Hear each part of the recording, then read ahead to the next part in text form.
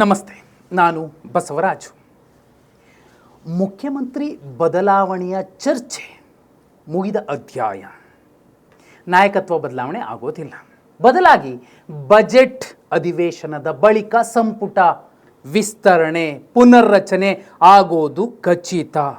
ಯಾಕೆ ಈ ಮಾತನ್ನು ಹೇಳ್ತಿರುವಂಥದ್ದು ಅಂದರೆ, ಈ ಹಿಂದೆ ನವ ಯುವ ಶಾಸಕರು ಅದೃಷ್ಟಕ್ಕೆ ಗೆದ್ದವರು, ಮುಂದೆ ಜೀವಮಾನದಲ್ಲೂ ಗ್ರಾಮ ಪಂಚಾಯಿತಿನೂ ಗೆಲ್ಲೋಕ್ಕಾಗದಿರುವಂತಹ ಸುಮಾರು 18 ಶಾಸಕರು ದೆಹಲಿಗೆ ಹೋಗಿ ಬಂದಿದ್ರು. ಡಿ ಕೆ ಶಿವಕುಮಾರ್ ಅವರನ್ನು ನಾವು ಮುಖ್ಯಮಂತ್ರಿ ಮಾಡೇ ಮಾಡ್ತೀವಿ ಅಂತ ಪಟ್ಟು ಹಿಡಿದಿದ್ರು.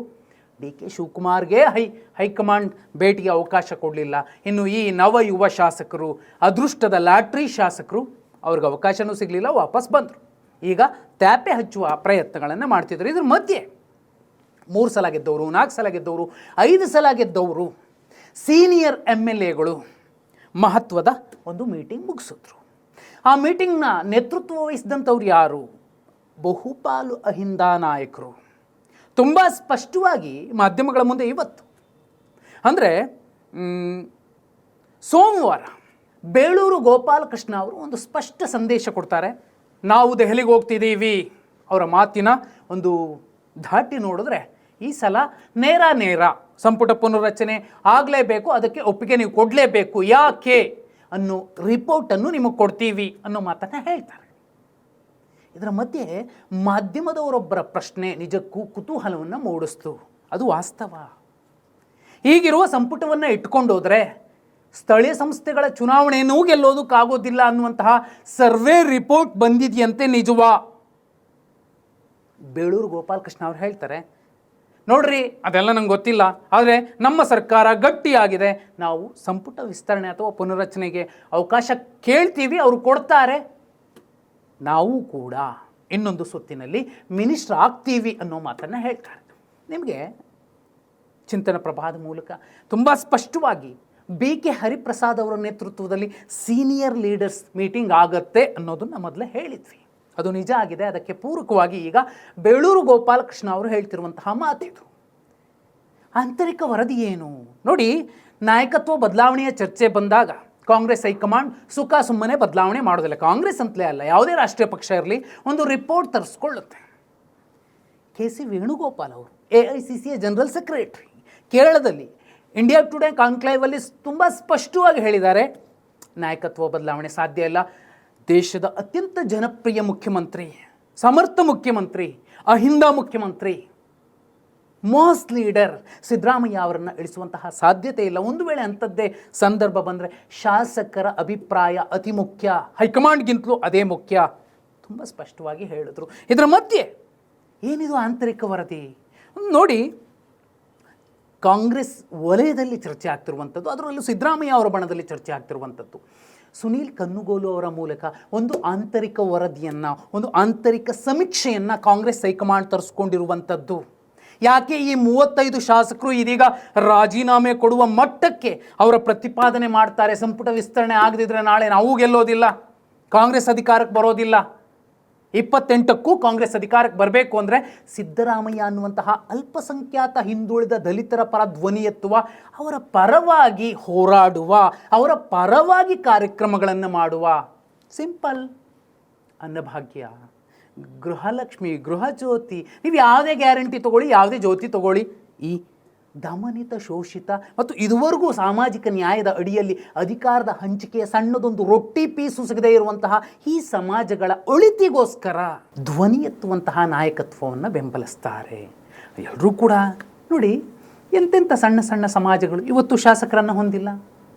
ಅದು ಸವಿತ ಸಮಾಜ ಇರಬಹುದು, ಅಥವಾ ಈ ಸಮಾಜಗಳ ಕೊಳೆಯನ್ನು ತೊಳೆದ ನಿಜವಾದ ಶರಣರು, ನಿಜವಾದ ವೈದ್ಯರು, ಮಡಿವಾಳ ಸಮಾಜ, ಅವರಲ್ಲಿ ಶಾಸಕರು ಯಾರಾದರೂ ಇದ್ದಾರಾ? ಇಲ್ಲ. ಅವರ ಸಂಖ್ಯೆ ಇಲ್ವಾ? ಇದೆ. ಅವರು ಗೆಲ್ಲಬೇಕಲ್ವಾ? ಅವರು ಶಾಸಕರಾಗಬೇಕಲ್ವಾ?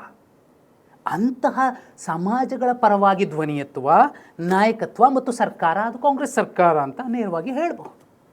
ಇತ್ತೀಚೆಗೆ BJP ಕೂಡ ಅಂತಹ ಕೆಲಸ ಮಾಡ್ತಿದೆ. ಅತ್ಯಂತ ತಳ ಸಮುದಾಯಗಳನ್ನು ಗುರುತಿಸಿ ಅಂಥವರನ್ನು MLC ಮಾಡ್ತಿರುವಂತಹ ಪ್ರಯತ್ನಗಳನ್ನು ಮಾಡ್ತಿದೆ. ಅದಾಗಬೇಕು.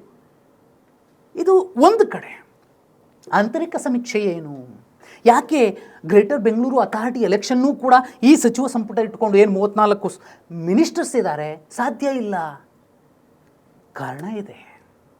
ಒಂದಷ್ಟು ಆಡಳಿತ ವಿರೋಧಿ ಅಲೆ ಈಗಿರುವ ಸಚಿವರ ಕಾರಣಕ್ಕೆ ತಾಳಮೇಳ ಹೊಂದಾಣಿಕೆ ಆಗ್ತಿಲ್ಲ. ಈಗಿನ ಸಚಿವರುಗಳು ನಾವೇ ಬೃಹಸ್ಪತಿಗಳು, ನಾವೇ ಸೂಪರ್ ಪವರ್ ಅಂತ ಓಡಾಡ್ತಿದ್ದಾರೆ. ಇನ್ನು ಕೆಲವರು ನಮ್ಮ ಜೊತೆ DCM ಇದ್ದಾರೆ, KPCC ಅಧ್ಯಕ್ಷರಿದ್ದಾರೆ ಅಂತ ಅವರದ್ದೇ ಉಮೇದಿನಲ್ಲಿ ಓಡಾಡ್ತಿದ್ದಾರೆ. ಒಬ್ಬರಂತೂ 5,000 ಕೋಟಿಯ ಒಂದು ಬಹುದೊಡ್ಡ ವಿವಾದವನ್ನು ತಲೆ ಮೇಲೆ ಎಳ್ಕೊಂಡ್ರು, ಸದನಕ್ಕೆ ತಪ್ಪು ಮಾಹಿತಿ ಕೊಟ್ಟರು. ಆದರೆ ಅವರು ರಾಜೀನಾಮೆ ಪಡೀಲಿಲ್ಲ BJP, ಅದ್ಯಾಕೋ ಗೊತ್ತಿಲ್ಲ. ಅದೇನೇ ಇರಲಿ, ಇಂತಹ ಒಂದಷ್ಟು ಸಚಿವರುಗಳನ್ನು ಹೊರಗಿಡಲೇಬೇಕಿದೆ. ಬಹುದೊಡ್ಡ ಸಾವಿರಾರು ಕೋಟಿಯ ಮದ್ಯದ ಹಗರಣ ಕೂಡ ಬಂತು, ಕಮಿಷನ್ ಹಗರಣ ಬಂತು. ಯಾಕೆ ಬದಲಾವಣೆ ಮಾಡ್ತಿಲ್ಲ? ಈಗ ಬದಲಾವಣೆ ಮಾಡಲೇಬೇಕಿದೆ. ನೋಡಿ, ಆಂತರಿಕ ಸಮೀಕ್ಷೆ ಒಂದು ಹೇಳ್ತಿರೋ ಪ್ರಕಾರ ಅವರು ಹೇಳುವಂಥದ್ದಿಷ್ಟೇ. ಸುನೀಲ್ ಕನ್ನುಗೋಲು ಅವರು 2023 ರಾಜ್ಯ ವಿಧಾನಸಭಾ ಚುನಾವಣೆಗೂ ಮುಂಚೆ ಸ್ಪಷ್ಟವಾಗಿ ಹೇಳಿದ್ದಿದ್ದು ಹೈಕಮಾಂಡ್ಗೆ, ರಾಜ್ಯದಲ್ಲಿ ಕಾಂಗ್ರೆಸ್ ಅಧಿಕಾರಕ್ಕೆ ಬಂದರೆ because of Ahinda, because of Siddaramaiah ಅಂತ ತುಂಬ ಸ್ಪಷ್ಟವಾಗಿ ಹೇಳಿತ್ತು. 135 ಸ್ಥಾನಗಳನ್ನು ಕಾಂಗ್ರೆಸ್ ಗೆದ್ದಿತ್ತು. ಈಗಲೂ ಕೂಡ ಅವರು ಹೇಳ್ತಿರುವಂಥದ್ದು ಒಂದು ಖಚಿತ ಮಾಹಿತಿ, ಕಾಂಗ್ರೆಸ್ ಪಾಳ್ಯದ ಒಬ್ಬ ನಾಯಕರು ಕೊಟ್ಟಂತಹ ಮಾಹಿತಿ. ಒಂದು ವೇಳೆ ಸಿದ್ದರಾಮಯ್ಯ ಅವರನ್ನು CM ಸ್ಥಾನದಿಂದ ಇಳಿಸಿದ್ರೆ, ಅಲ್ಲಿಗೆ DK ಶಿವಕುಮಾರ್ ಅವರನ್ನೇ ತಂದು ಪ್ರತಿಷ್ಠಾಪನೆ ಮಾಡಿಸಿದ್ರೆ ಕಾಂಗ್ರೆಸ್ ಸ್ಥಿತಿ 70ರ ಗಡಿಗೆ ಬಂದು ಮುಟ್ಟೋದಿಲ್ಲ 28ರ ವಿಧಾನಸಭಾ ಚುನಾವಣೆಯಲ್ಲಿ. NDA ಕೂಟದ ಸಂಖ್ಯೆ 120ರ ಗಡಿ ದಾಟುತ್ತೆ, ಅದು 130, 140 ತನಕ ಹೋಗಬಹುದು. ಇದೇ ಕಾರಣಕ್ಕೆ ಪ್ರಾದೇಶಿಕವಾಗಿ, ಪ್ರಾಂತೀಯವಾಗಿ, ಪ್ರಾದೇಶಿಕವಾಗಿ, ಜಾತಿವಾರು, ಸಾಮಾಜಿಕ ನ್ಯಾಯದ ಅಡಿಯಲ್ಲಿ, ಅಹಿಂದ ಸರ್ಕಾರದಲ್ಲಿ ಎಲ್ಲರಿಗೂ ಸಮಪಾಲು ಸಮಬಾಳು ಅನ್ನೋ ರೀತಿಯಲ್ಲಿ ಸಮರ್ಥರಿಗೆ, ಉತ್ತಮರಿಗೆ ಇದ್ದಿದ್ರಲ್ಲಿ ಸಚಿವ ಸಂಪುಟದಲ್ಲಿ ಅವಕಾಶ ಕಲ್ಪಿಸಿಕೊಟ್ರೆ ದೊಡ್ಡ ಲಾಭ ಆಗುತ್ತೆ. ಈಗ ಸಚಿವ ಸಂಪುಟ ಬದಲಾಗಬೇಕು, ಸಂಪುಟ ವಿಸ್ತರಣೆ ಆಗಲೇಬೇಕು, ಸಿದ್ದರಾಮಯ್ಯ ಅವರ ನೇತೃತ್ವದಲ್ಲೇ ಆಗಲೇಬೇಕು. ಒಂದು ವೇಳೆ ಅದು ಸಾಧ್ಯವಾದರೆ 135 ಗೆಲ್ಲಕ್ಕಾಗುತ್ತೋ ಬಿಡುತ್ತೋ 2028ನೇ ಇಸ್ವಿಯ ವಿಧಾನಸಭಾ ಚುನಾವಣೆಗೆ, 2028ರ ಚುನಾವಣೆಯಲ್ಲಿ ಕಾಂಗ್ರೆಸ್ ಹೊಸ ಸಂಪುಟದೊಂದಿಗೆ ಸಿದ್ದರಾಮಯ್ಯ ಅವರ ನೇತೃತ್ವದಲ್ಲಿ ಚುನಾವಣೆ ಎದುರಿಸಿದ್ರೆ, ಇದೇ DK ಶಿವಕುಮಾರ್ ಅವರು ಸಂಘಟನಾ ಚಾತುರ್ಯತೆ ಮೆರೆಯೋ ಮೂಲಕ ಹೊಸ KPCC ಅಧ್ಯಕ್ಷರ ನೇತೃತ್ವದಲ್ಲಿ ಹೋದರೆ 115ರಿಂದ 125 ಸುಲಭವಾಗಿ ಪಡೆಯಬಹುದು. ವಿತೌಟ್ ಸಿದ್ದರಾಮಯ್ಯ, ವಿತೌಟ್ ಅಹಿಂದ ಕಾಂಗ್ರೆಸ್ ಸಾಧ್ಯ ಇಲ್ಲ. ವಿತೌಟ್ ಹಿಂದುಳಿದ ದಲಿತ ಬಲ BJPನೂ ಅಧಿಕಾರಕ್ಕೆ ಬರೋದಿಲ್ಲ. ಇದು ಸತ್ಯ, ಇದೇ ವಾಸ್ತವ. ಒಂದು ವೇಳೆ ಸಿದ್ದರಾಮಯ್ಯ ಅವರೇ ನೇತೃತ್ವದಲ್ಲಿ ಹೊಸ ಸಂಪುಟದ ಜೊತೆಯಲ್ಲಿ 2028ರ ವಿಧಾನಸಭಾ ಚುನಾವಣೆಗೆ ಹೋದರೆ BJP ಮತ್ತು JDSನ ದೊಡ್ಡ ಕೂಟ 90-100ರ ಗಡಿಗೆ ಬಂದು ನಿಲ್ಲಬಹುದೇ ವಿನಃ ಸರಳ ಬಹುಮತ ಸಿಗೋದಿಲ್ಲ. ಆದರೆ ಕಾಂಗ್ರೆಸ್ಗೆ ಅವಕಾಶ ಇದೆ. ಕಾರಣ ಗ್ಯಾರಂಟಿಗಳು. ಹೆಣ್ಣು ಮಕ್ಕಳಿಗೆ ಸುಮಾರು 4-5 ತಿಂಗಳದ್ದು ಒಟ್ಟೊಟ್ಟಿಗೆ ಹಣ ಕೊಡುವಂತಹ ಪ್ರಯತ್ನಗಳಾಗಬಹುದು, ಅಥವಾ ಕೊನೆಯ ಒಂದು ವರ್ಷದಲ್ಲಿ 2,000 ಇರುವಂಥದ್ದು 5,000 ಆಗಬಹುದು. ಆಗ ಮಿನಿಮಮ್ 5 ತಿಂಗಳದು 4 ತಿಂಗಳದು ಹೋಲ್ಡ್ ಮಾಡಿ ಒಟ್ಟಿಗೆ ಕೊಟ್ಟರೆ ಎಷ್ಟು ದುಡ್ಡು ಒಟ್ಟಿಗೆ ಬಂದು ಬೀಳಬಹುದು. ಬಿಹಾರದಲ್ಲಿ BJP ಮಾಡಿದ್ದದೆ, ಕರ್ನಾಟಕದಲ್ಲೂ ಅದೇ ಆಗಬಹುದು. ಆಗ ಕಾಂಗ್ರೆಸ್ ಸೋಲಿನ ಸುಳಿಗೆ ಸಿಲುಕದೆ ಗೆಲುವಿನ ದಡಕ್ಕೆ ಅನಾಯಾಸವಾಗಿ ಅಲ್ಲ ಬಂದು ತಲುಪಬಹುದು. ಇದನ್ನು ಈ ಆಂತರಿಕ ಸಮೀಕ್ಷೆಯನ್ನು ನೋಡಿದ ಮೇಲೆ DK ಶಿವಕುಮಾರ್ ಅವರಿಗೆ ಆಪ್ಷನ್ ಇಲ್ಲ.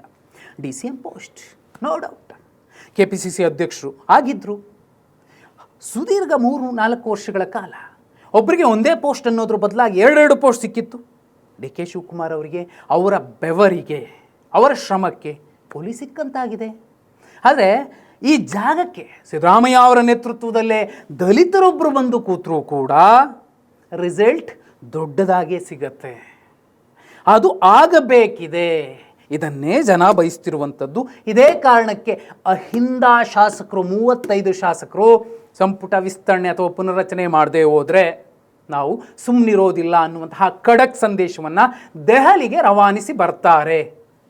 KC ವೇಣುಗೋಪಾಲ್ ಅವರು ಹೇಳಿದ್ದೂ ಅದೇ, ಈಗ ಈ ಅಹಿಂದ ಶಾಸಕರು ಹೇಳ್ತಿರೋದು ಅದೇ. ಸುಲಭ ಅಲ್ಲ ಸಿದ್ದರಾಮಯ್ಯ ಅವರನ್ನು ಕೆಳಗಿಳಿಸೋದು. ಇಳಿಸಿದ್ರೆ ಕಾಂಗ್ರೆಸ್ ಸ್ಥಿತಿ ದೇವರಾಜ ಅರಸು ಅವರನ್ನು ಕಳ್ಕೊಂಡಾಗ ಏನಾಯಿತು, ಬಂಗಾರಪ್ಪ ಅವರನ್ನು ಕಳ್ಕೊಂಡಾಗ ಏನಾಯಿತು, ಸಿದ್ದರಾಮಯ್ಯ ಅವ್ರನ್ನ ಇಳಿಸಿದ್ರು ಕೂಡ ಅದೇ ಆಗುತ್ತೆ. ಇದೇ ಸತ್ಯ, ಇದೇ ವಾಸ್ತವ. ನೀವೇನಂತೀರಾ? ಕಮೆಂಟ್ ಮಾಡಿ.